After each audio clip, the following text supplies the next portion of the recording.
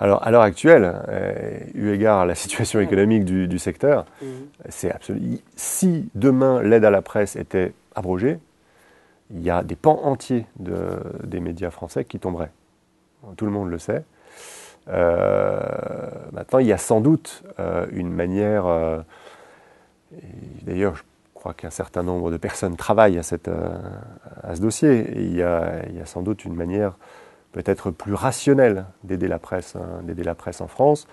À l'heure actuelle, le simple fait d'être reconnu par la commission paritaire de la carte, je parle des titres, étant suffisant pour avoir accès à la presse. Que l'on fasse du people entertainment, etc., ou qu'on soit sur un créneau généraliste, qu'on traite d'une niche, d'une micro-niche, je sais pas moi, les logiciels informatiques, et qu'on soit un news magazine bimestriel, ou qu'on soit un quotidien régional ou national d'information générale, on a accès, alors pas dans les mêmes proportions bien entendu, mais on a accès de la même façon à la presse, qu'on fasse du divertissement, entre guillemets, ou des choses qui sont à mi-chemin entre le divertissement et l'information, ou de l'information. Donc il y a bien sûr des choses à faire là-dessus. Et je le répète, c'est en cours.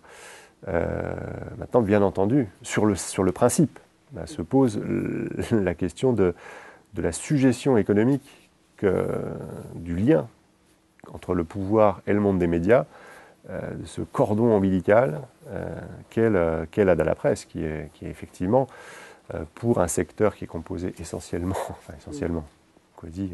intégralement d'entreprises privées, qui est une vraie curiosité, on est d'accord.